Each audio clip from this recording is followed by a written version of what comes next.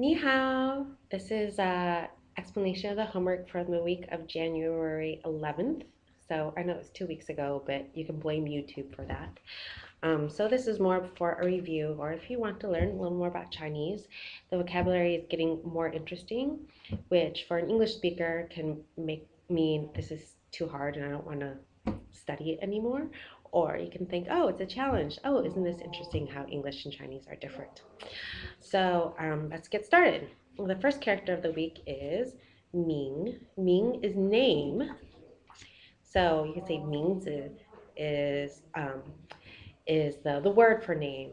你叫什么名字? What's your name? So when people say that, oh, your child speaks Chinese, that's probably the first thing they'll ask them. 你叫什么名字? What's your name? Ming, this is the word yo, means have, name, yo ming, and that together means famous. So a movie star, 很有名, is very famous. So it's kind of funny that have name is how you say famous in Chinese.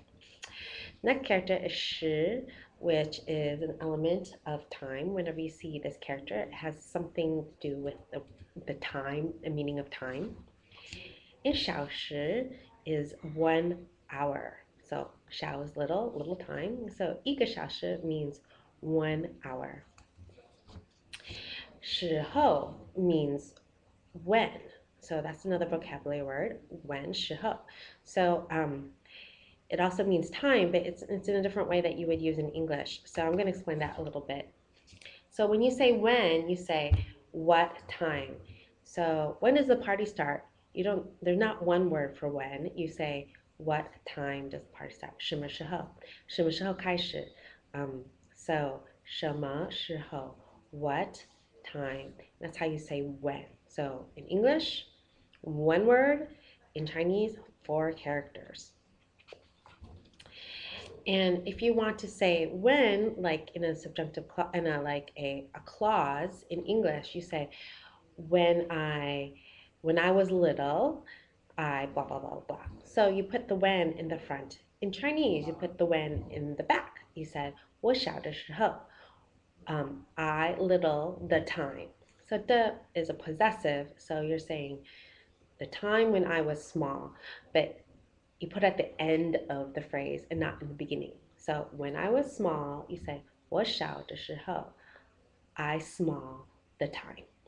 So that's really different. And I find kids struggling to express the when concept when they understand it, but when they're trying to speak it, they kind of forget that the when goes in the back of the phrase and not in the beginning. So they struggle with how do you say it because they're translating in their heads, and it's totally a different concept in Chinese. 时间 is also means time, but it means like a block of time. So 很短的时间 is like a little block of time. 长的时间 is a long block of time. So in English, it's one word. In Chinese, it's 2 ways of saying it. Jin is also a way of saying room. So if you want to think of a block of time, a room of time. The next character is Mei.